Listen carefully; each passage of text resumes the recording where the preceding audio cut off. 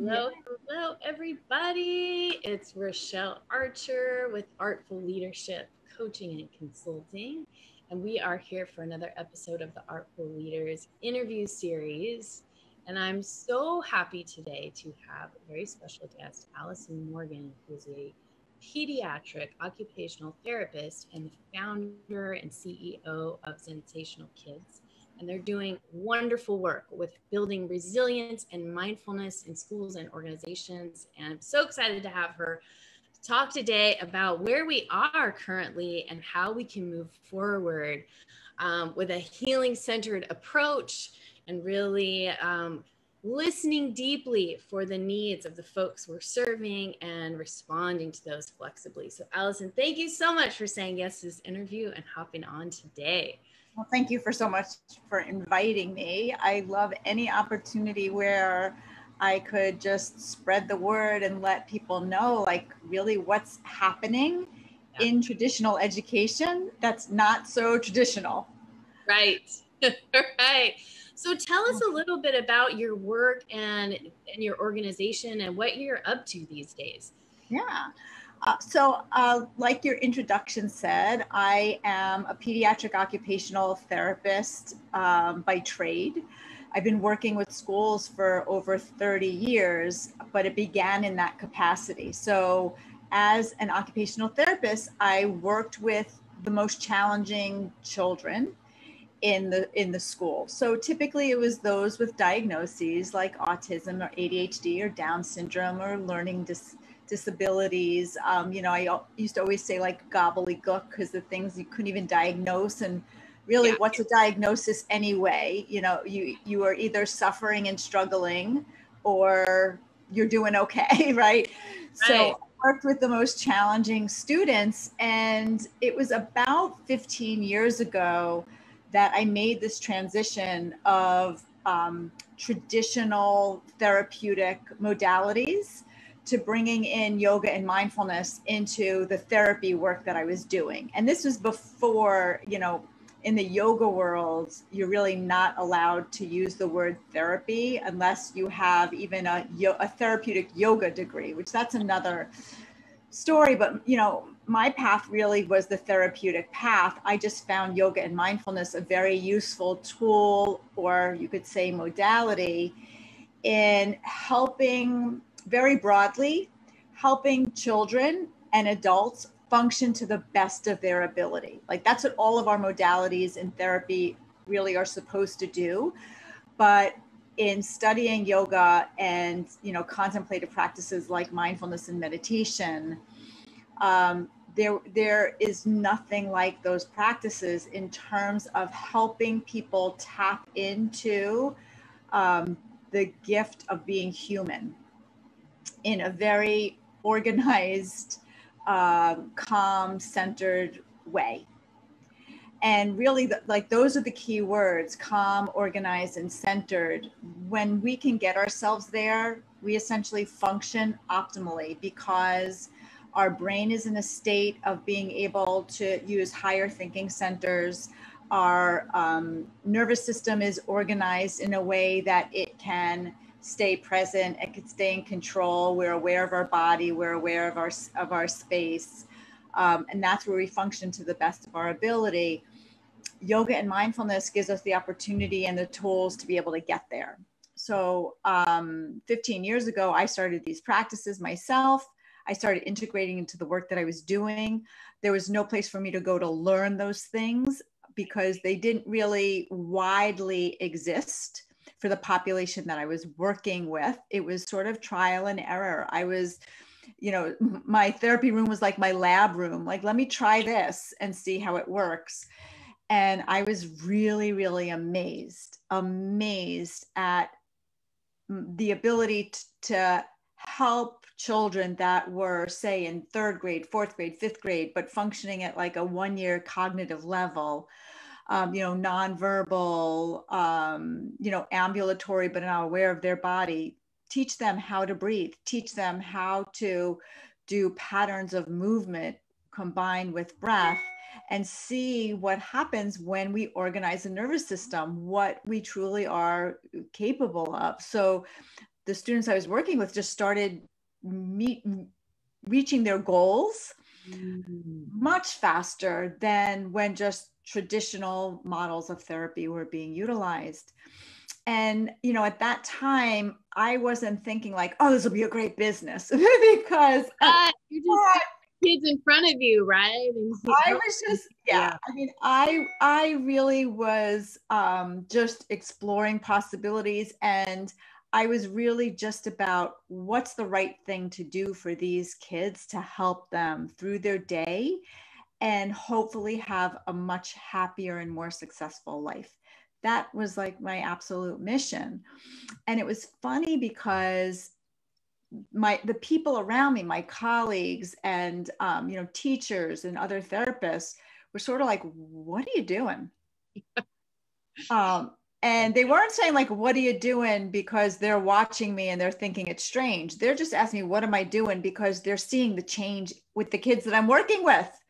They're like, they came back to class and they were so attentive and they were so calm and they started talking, and then there was eye contact, and then there was attention to task. And, they're telling me all of these things. And I'm like, well, I've been doing some yoga and mindfulness with them. I mean, they were just like, you better stop. Like, don't tell anybody in the school you're doing that. The parents will be like, banging on the door, and actually, I did have some parents that found out, and they were upset, because 15 years ago here in yoga, they think I have kids praying to, Shiva or something. So it was really, really interesting. It's funny because I just spoke at a trauma-informed conference, and it was all about being a disruptor, not accepting the status quo and doing what is right. Based on experience, based on what you're seeing, and based on the science. And at that time, we really didn't have a lot of science that was helping me navigate why the things that I was doing were working. There was not a lot of research out there, but I felt confident enough of knowing the nervous system based on my therapeutic background that if somebody really wanted to challenge me, I was up for the challenge. Like, if you want to go to that academic level, I will pull something out to tell you, because they wouldn't even challenge me on the regular therapy that I was doing. So I would just tell them, this is I'm doing therapy. I'm just doing therapy. So what ended up happening was, everybody in the schools that I was in was like, this is just like incredible. Could you come in my classroom and do something with some of the kids? And I'm like, well, if I'm going to come in your classroom, I have to do something with everybody, because legally I can't do anything with anybody that's not on OT services.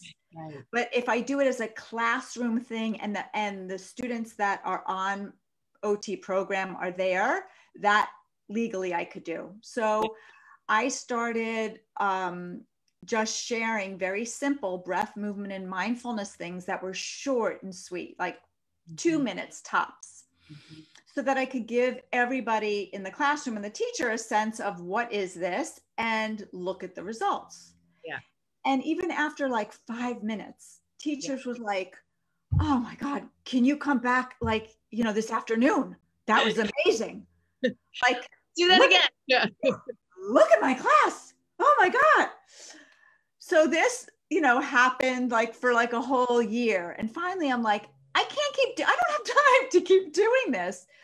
So I really set out, like, how can I create something that it's not me doing it, it's teachers doing it.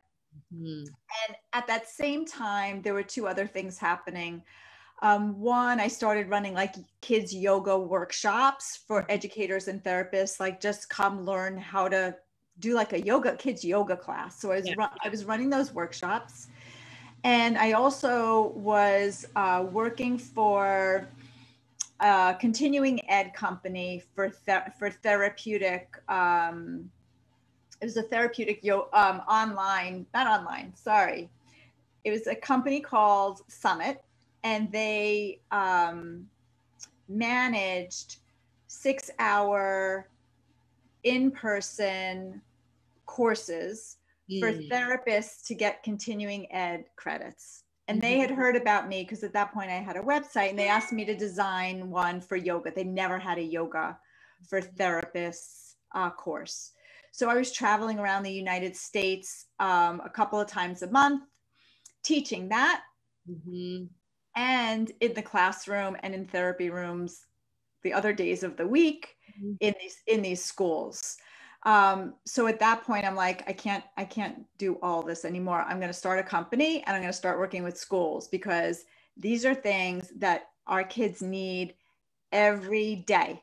They need them every day. Even back then, this is going back like now 10 years ago, I was very, very much aware of part of what was happening in my sessions with students or in classroom with students that was making these tools so effective was how I was showing up. And I was showing up in a state of what we call regulation, which essentially means that my nervous system was really organized and grounded and calm. And because I practice these things, I can maintain that state no matter what was happening in the classroom. So I could walk into a classroom of complete disarray, and my presence there and my soft words and a gentle smile, not a forced smile, that alone was able to bring a sense of calm into the classroom.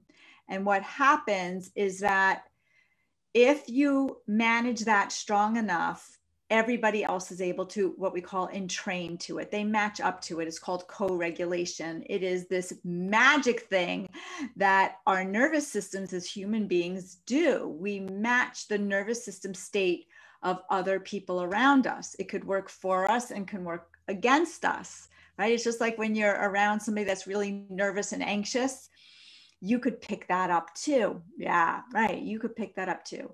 So even back then, I knew that a lot had to do with my own state of being and how wonderful it would be if I could teach educators just to get there themselves, right?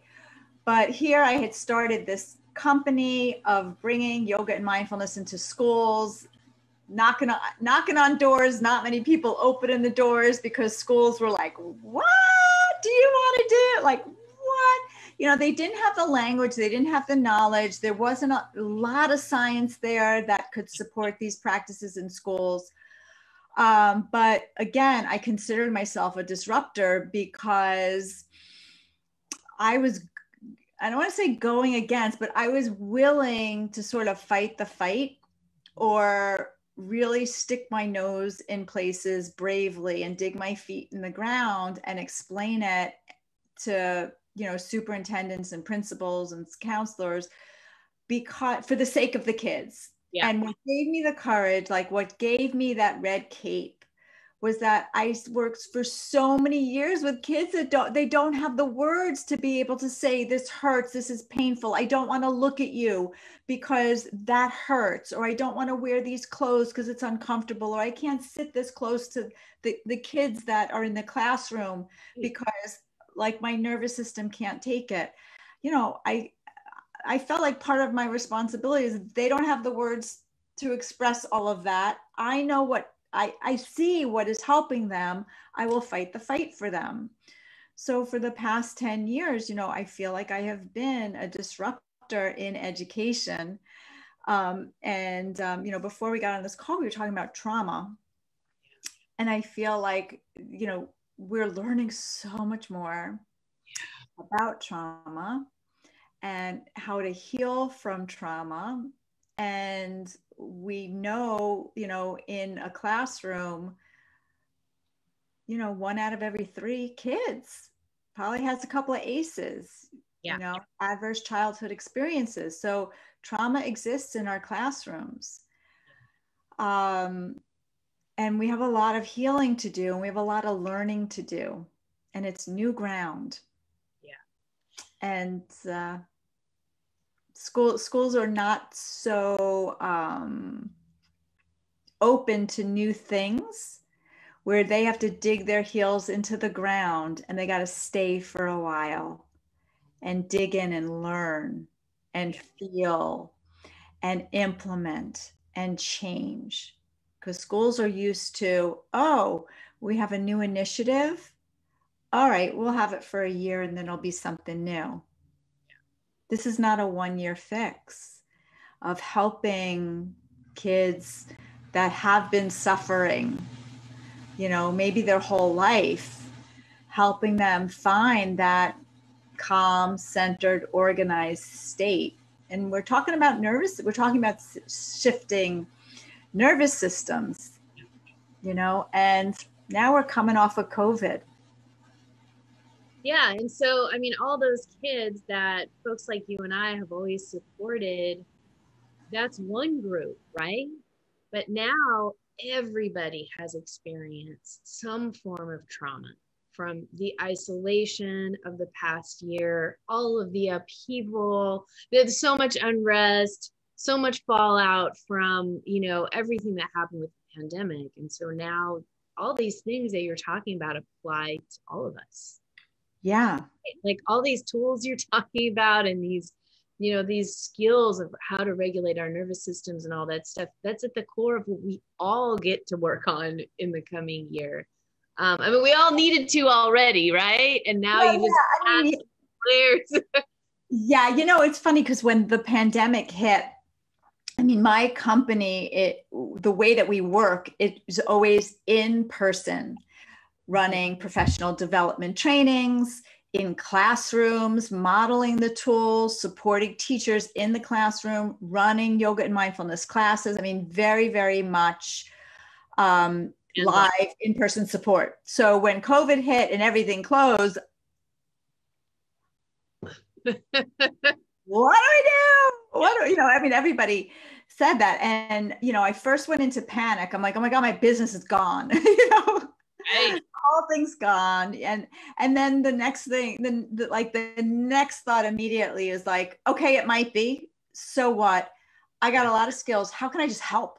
How can I help right now in the moment? And going back to what we were saying before of, you know, the nervous system state of the educator, right? So much is dependent upon that. And educators know so little about how do I care for my own nervous system, my own mind, body, and heart, so that when I show up, I'm in a state where I'm actually able to not only teach this curriculum, but I'm just able to show up. I'm able to be present. I'm able to help my kids feel safe and seen and felt, especially during this time where everybody here, I am a pretty together adult, and I was freaking out. It was a hard year. You know, so what I did immediately with my team is we just started running weekly self-care sessions, 1-hour sessions. Yeah. And, you know, whoever wanted to sign up, just come on. It's free. You know, you don't know me. I don't know you. I'm just here to help you. Here's what it is. And we did that for like 5 or 6 months. And at that time I was thinking, now they're going to get it now. Schools are going to get it now. They're going to understand that we got to take care of the teachers. Because when I started my company, I knew we had to teach this to teachers first. Yeah. Not one school wanted to hear about, the teachers. Yeah, they're fine. What are you gonna do about the kids? Like, what can we do about the kids' behavior? What can we do about the kids' attention? You know, so really everything that I developed was student-centered, because that was my foot through the door. Yeah. That was the only way schools could listen. And this is part of the reason why, you know, I was telling you before we went live, when I first wrote our, like the Educate to Be social emotional learning and mindfulness curriculum, I didn't sell it to anybody except to the schools that hired us to do live trainings, because the way that I taught my live trainings is like, yes, this is your curriculum for your students, but I want you to feel it first. So let's pretend it's just for you. For our training day, we're going to pretend that you're the kids. Okay, so as I teach you, literally, this is what I used to do. And they would be like, oh, I love this. This is so great, you know. And then when you bring in that whole piece of co-regulation, which essentially is, you know, our nervous system states hooking up and matching each other. And then you just ask the question like, okay, you've got a class of some like unruly kids, right? Kids that can't sit still, they can't pay attention, they're all over the place. Now, what if all you did was you got yourself to this calm state? You feel clear, centered, organized. And you could hold on to that while you're talking to them. What do you think is going to happen to that class? Yeah. And that's kind of like, it can't be that easy. It can't. Yeah, it kind of is. Yeah. Right. Yeah, well, and this is what I loved so much about and why I wanted to talk with you, because it's so what I'm so passionate about. And as you're talking, there's so much of your story that I'm like, yep, so much of my experience as an expressive arts therapist working at a school for youth impacted by homelessness. And my work was, you know, the challenge of the youth were a little bit different, but it was so similar, you know, just in terms of like, really coming to this place of realizing how important it is for us to be in that calm space, and how much healing we can facilitate for others when we have done that work for ourselves, and how much easier it is. And I had the same experiences where people would tease me, like kids would leave my office and be like, what do you got smoking in there? You know, that's what they used to say to me. Oh, do you have your pixie dust today? Exactly. And it was like, we're painting and breathing and moving our bodies, and we're talking and sharing and connecting, and, you know, all these different, it was like, that's all, you know, wait a minute, you're not like, you know, talking about all this heavy, intense stuff. And it's like, no, because that's not where the healing really happens. It's where we learn to manage what's going on inside of us, you know, and there's all these different ways of being able to do that. And you obviously know how important it is to move the body and, you know, like talking when we have kids who have all this other stuff going on. Talking is like the last thing that we're worried about doing. Yeah. But one of the reasons why I love what you're doing so much is very similar to what I'm doing, is really helping educators to impact lives sustainably by really putting their own well-being first. Beautifully stated. Yes. They can lead with a full tank, and so that they can also create a culture, right, of community care, where we care for one another together. And that's what all that co-regulation stuff is, right? Once we hit that groove where we're all kind of in sync together, we can achieve incredible things together as a community.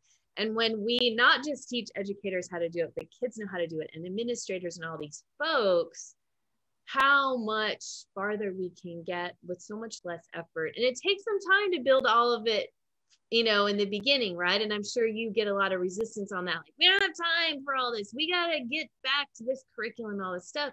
And it's like, look at how much time you're wasting with putting out fires and discipline and managing your teachers who are pissed off and freaked out and all the things and all the conversations, you know, all the wasted time and resources that could be going into building this thing. Yeah. You know. And the other thing the way that I describe it to administrators is we want to help them build a sustainable culture of well-being. Yeah. It's not, I mean, I use the words, I wrote a curriculum, right, but that's because that's an educational term and they understand that. Right. It's not an add-on curriculum. I'm teaching you tools to tap into organizing from the inside out, so that everybody could be fully present for all the opportunities, the social opportunities, the academic opportunities that are there. Yeah. You know, for their growth and development.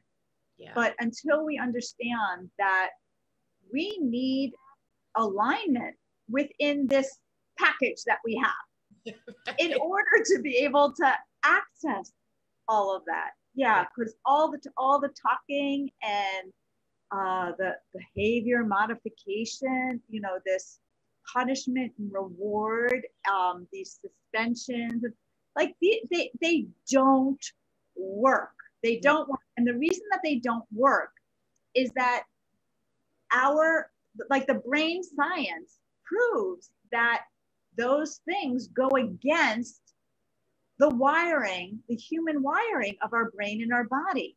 Yeah. Right. So the first thing we need as human beings is we need to feel safe. Mm-hmm. We need to feel connected to ourselves and to others. Mm-hmm. We need to be seen and heard. We need to know that there's somebody there that cares for us. Like, that's first. Right. If you don't have that, which those are things that satisfy the primitive parts of our brain, the first parts of our brain that develop. You cannot turn on, access, utilize the more, higher centers of the brain, the thinking, the cognitive centers of the brain. They just don't turn on until this is developed. It just doesn't happen. Yeah. So the question we really need to be asking ourselves in our schools, especially now as we're coming back from this pandemic, is what is the felt sense of myself and my students? Mm-hmm. Here's another question. Do they feel safe where they are? Yeah. And then what do they need to feel safe? Right, which is the whole other thing. And, and it's hard. Some kids might need to sit in a rocking chair. Some kids might need to just have a hug. Some kids might not need to tell you what happened in the morning before they left for school, and it takes time to meet all the needs. But when you're not meeting those like fundamental needs of safety and connection, you could talk as much as you want about the math and the new algorithms and the science. You could talk all you want. They're not getting it. So repeating yourself over and over and over again, that's going to take you time too. Right. So you might as well invest in those relationships and invest in that feeling of safety. Because it's just like building a house, right? You're not going to go put the windows and the roof, put the roof on before you did your foundation. Like, not going to stay up there. Right. And, educators are always talking about like hierarchy of, Maslow's hierarchy of needs. And I'm like, you saw how big that bottom part was. Yeah, you get to the top and it's really small, right? Yes, but I think there's a few things that we're really starting to recognize in the field of education. One is, pre-service teachers are not educated in those things. They are not taught really about how do you satisfy and teach to those bottom layers. Right. They're taught how do you teach to the top layers, as if this bottom part is somebody else's responsibility. Right. And, probably 50, 60, 70 years ago, you could say, yep, that bottom part was probably the family's responsibility. Right. We had more traditional, whatever that means, homes, the mother didn't, mother didn't work. You had your father that went to whatever. We have all different kinds of families now, and all different kinds of needs in families. So we now need to think of the village raising children, right? That village, a big part of that village is the school. Mm-hmm. Yeah. And we also need to really educate parents. Mm-hmm. on a lot of this, especially when we start talking about trauma. Yeah. Right? Because there's intergenerational trauma, Mm-hmm. right? That we just keep getting handed down. So it's, you know, some of our work in education is how can we break the cycle? Like it can't all be on education, but that's part of what needs to happen. Right. I mean, when kids are spending the majority of their time, their waking hours in these school settings or in these youth, you know, or after school programs or whatever, and they're spending so much of their time there, it really becomes our responsibility to understand these things and center this stuff so that the other learning can happen. But we really have to start there.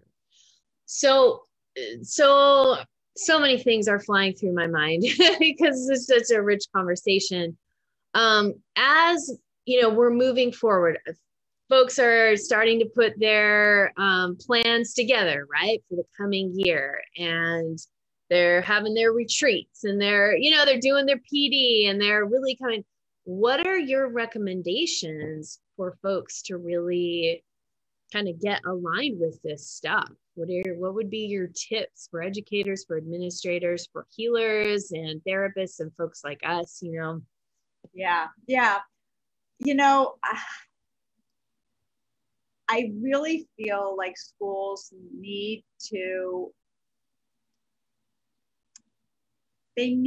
give themselves permission to slow down and look at well-being as being the mission of the school, not academic rigor.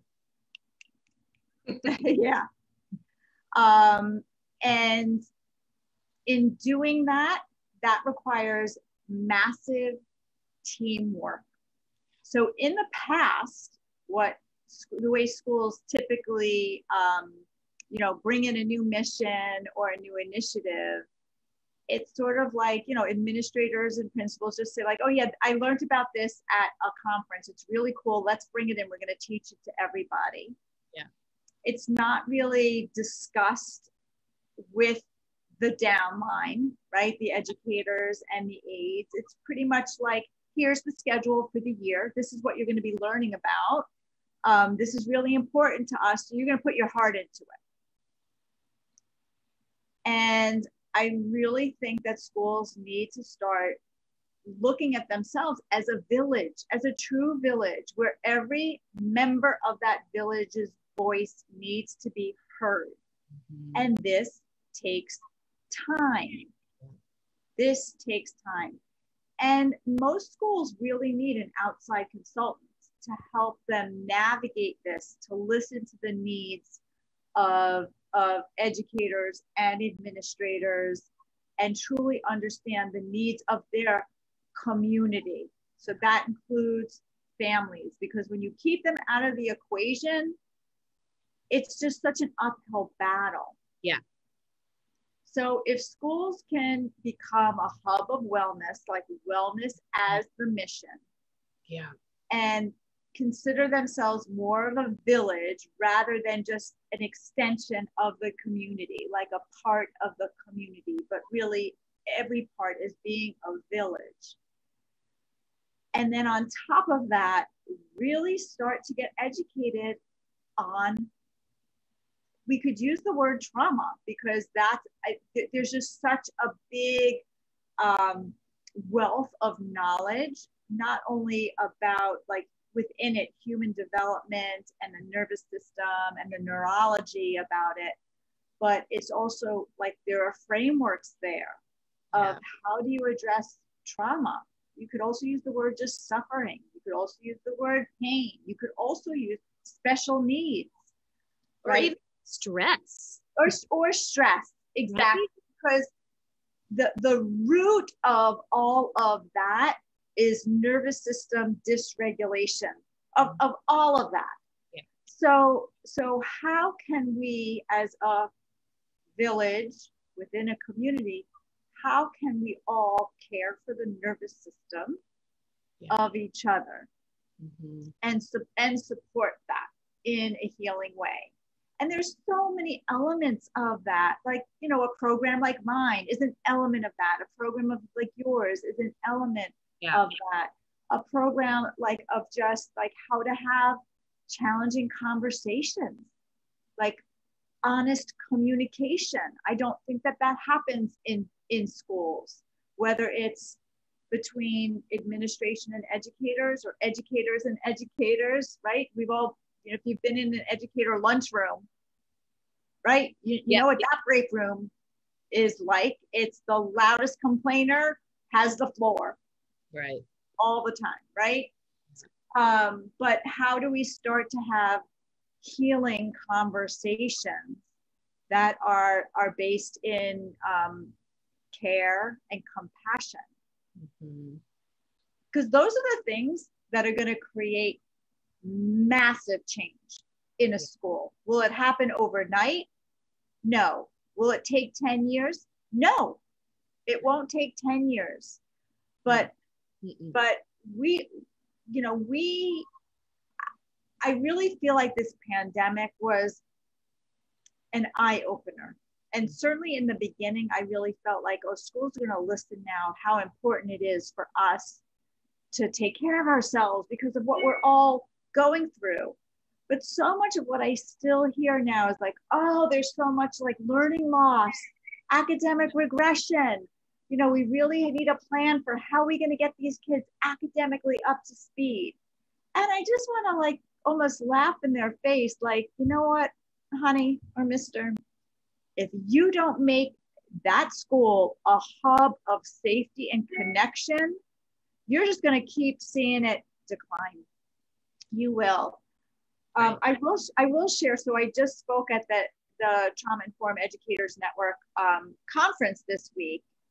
And one of the keynotes on the first day was Dr. Ricky Gibbs. He is a principal it was a very underperforming school in Tennessee.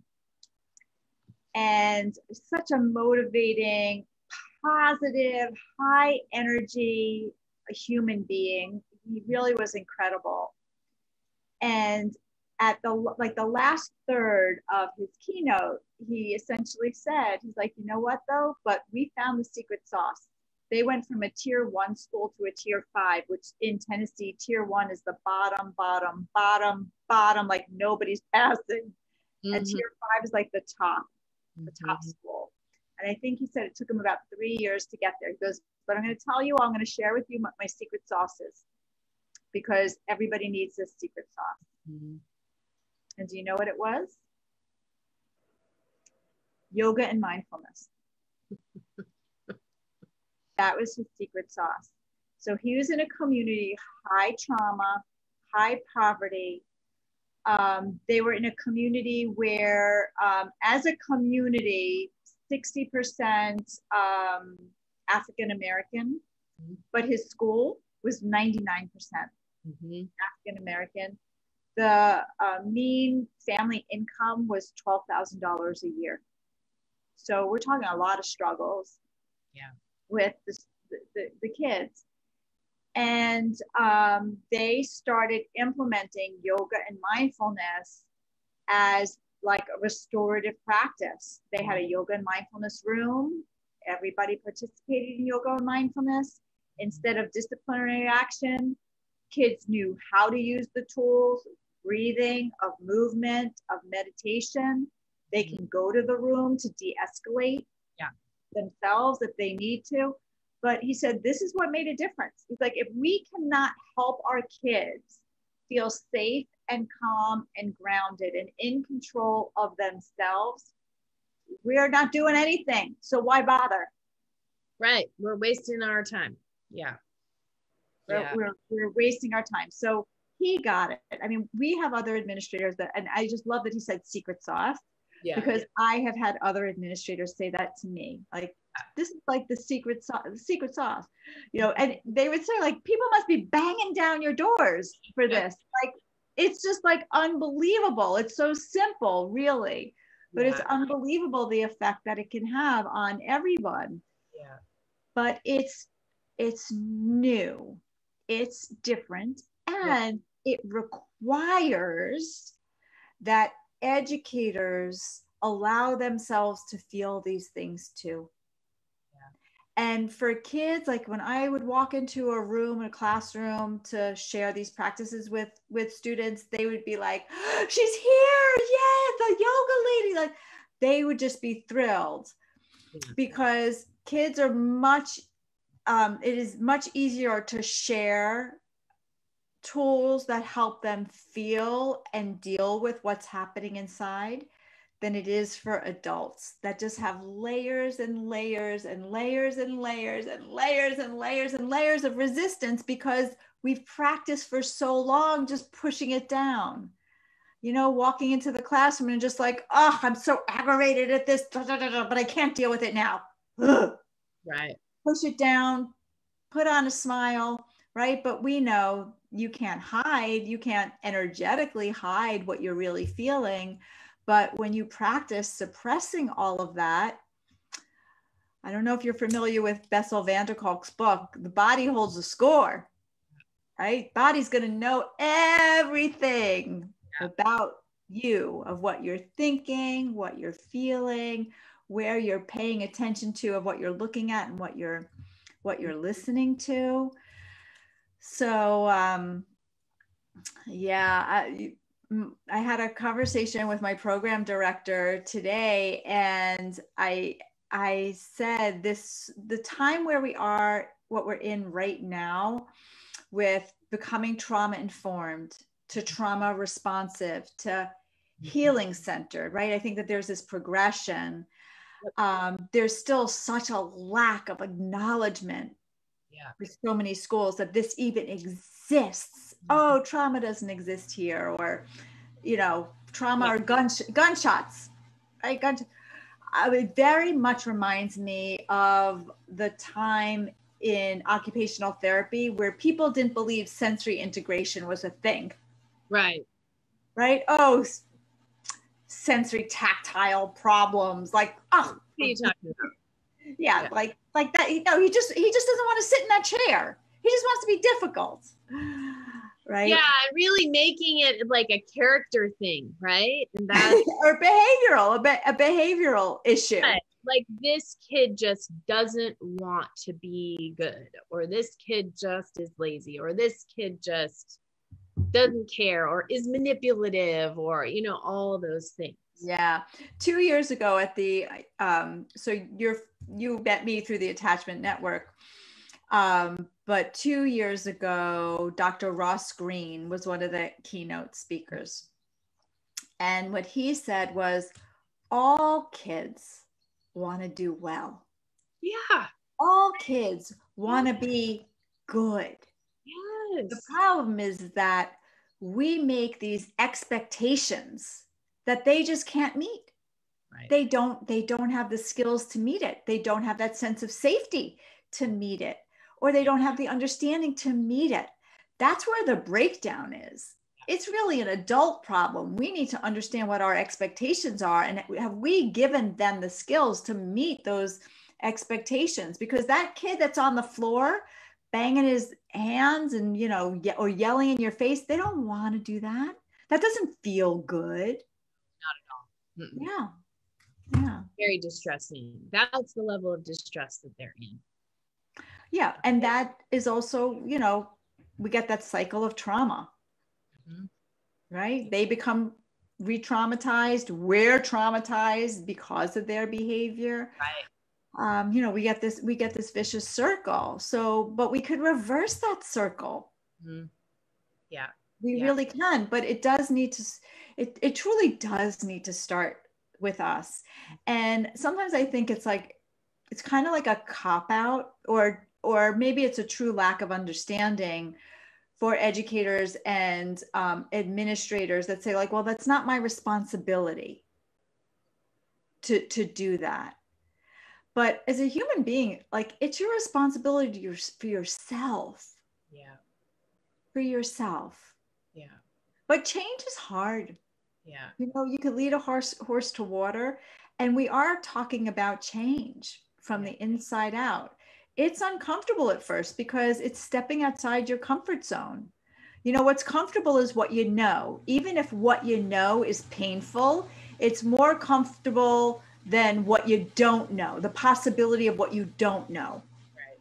So there's not many people that want to walk outside of that comfort zone to investigate what else is out there. Like, I know it's going to be hard, but I'm willing to take the risk. I'm willing to like let go of what I know for the possibility of something to be better. Yeah.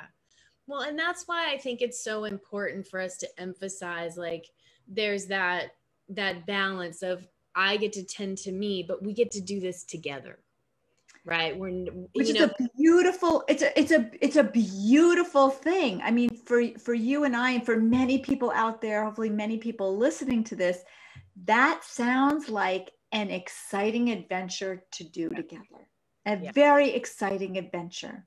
Yeah. But I know for many people, they're okay with status quo. Mm-hmm. I'm okay with status quo. Tell me 2 things to do. Maybe that would be a little bit of a change, but I'm just not willing to take that leap. Yeah. And that's just, you know, it's the reality of, well, you know, where all of us are. Yeah. You know, we're all at different levels of acceptance of change and willingness to be the force to create the change. And that's okay. It's right. It's okay that we're not all there.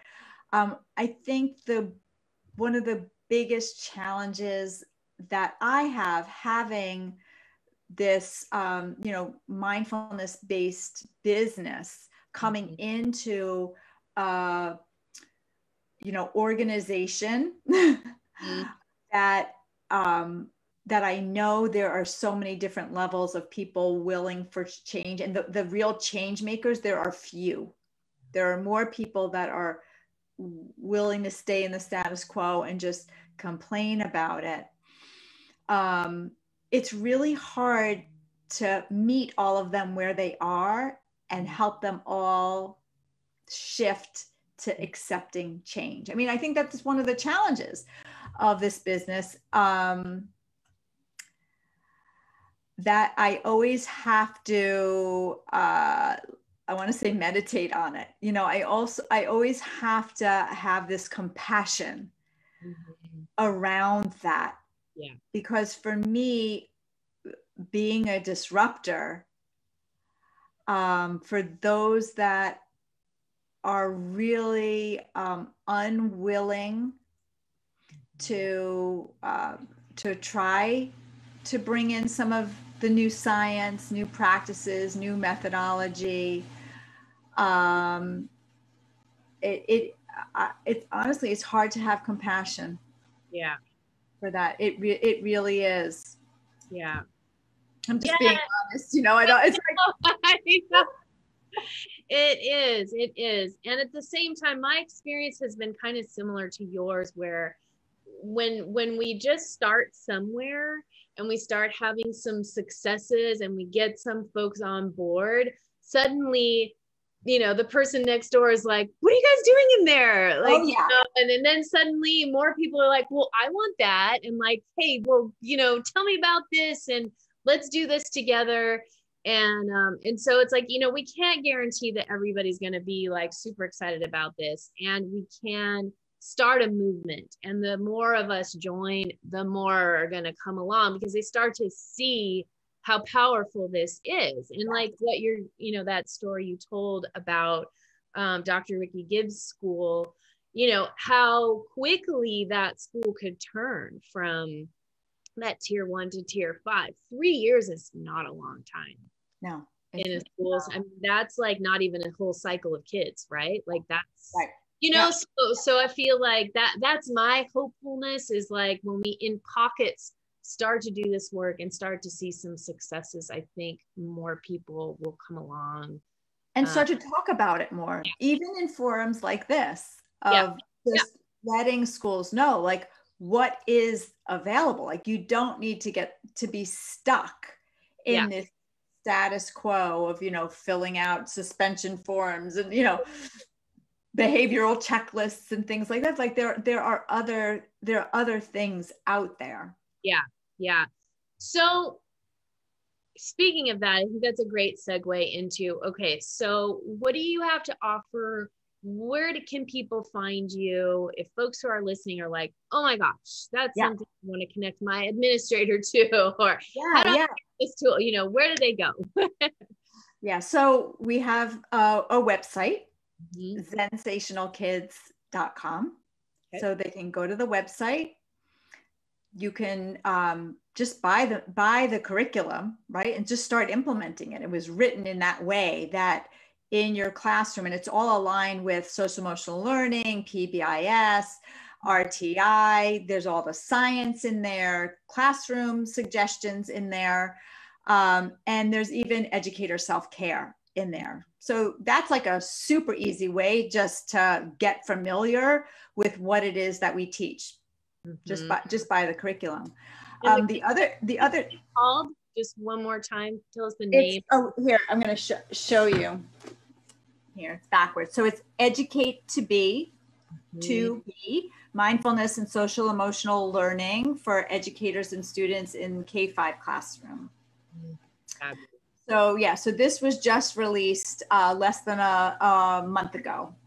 And it's so exciting, like hearing everything, teachers, you know, implementing it in their summer program, teachers that have been using the first edition of it. So this is our second edition. So that's one way that they could just start. The other thing is to have an administrator or a school counselor call me, because one of the things that we really do well is we don't have a cookie cutter, like, okay, here's what we do for every school. We're going to do this professional development and this and this and this. We really do listen to where is your school right now? What are the issues that you're facing mostly? And where is it that you want to go? And what are you willing to invest in within your school, with the people, of helping us create that change with you? So, you know, we have some schools that we start with, and within a year, like, we're doing all the trainings and support in the classroom. We're doing parent programs and educator self-care. And we have other schools that they prefer to just start slow. Like, I just want to dip my toe in the water. How could we dip our toe? Maybe with a cohort of just 10 teachers, like you said, start out small, let other people see the change that's happening in the classroom. So we do a really, really good job of listening to the needs of the school and understanding the culture of the school, the dynamic of the educators there and the administration, because it's really, really important that this just is not perceived as new initiative, everybody. This is what we're doing. And I think part of the reason why we're really good at matching a program with the school, like meeting them where they are, is because we've been working with schools for 15 years. So I really, really empathize with the administrators, you know, where they are right now, and with educators where they are right now. And I definitely don't want to be something that's, you know, forced down their throats. I really want them to want the change from the inside out. I don't want this to be burdensome for them. I mean, what really makes my heart sing is when I have educators that say, you know, you've been teaching this to us, you know, for our school, but it's actually changed my life. Like, my relationship at home with my spouse and my children is different. And part of it is because I'm giving them a new language and a new way of feeling, that they're having more access and listening power for themselves, for like their own heart. And it's leading them on the next step in another journey, right? So they're seeking out even other teachers and things for other things, or maybe getting more counseling for their relationship or something. It's just opening them up more. And It's beautiful. You know, that is really, you know, when I envision sensational kids and knowing that schools initially were only having us come in there like, what could you do with the kids? You know, my big mission really is waking up each individual to the brilliance within themselves so that they could be more compassionate with themselves and more compassionate with each other. That's how you get change, positive change. Yeah, wow. one of the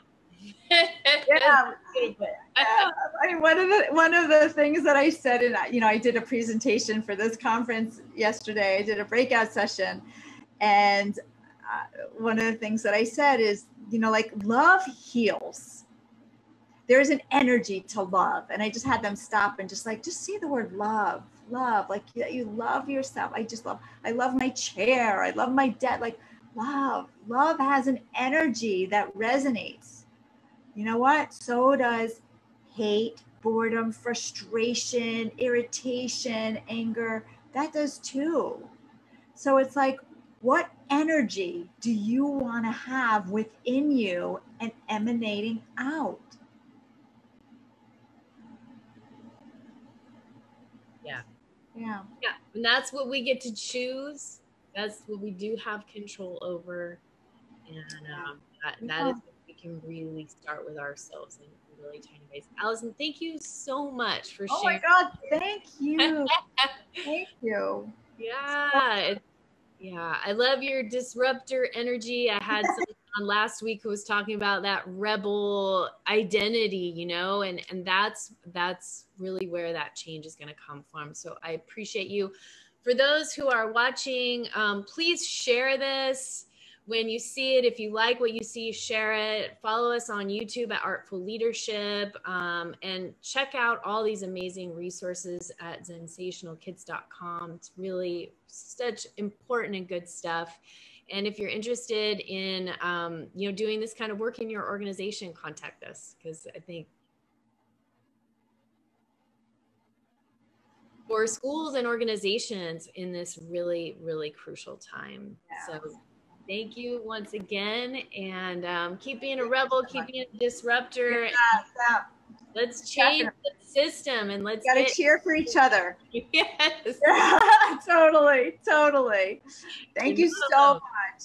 You're so welcome. Have a wonderful day. You too. Bye, everybody. See you next week.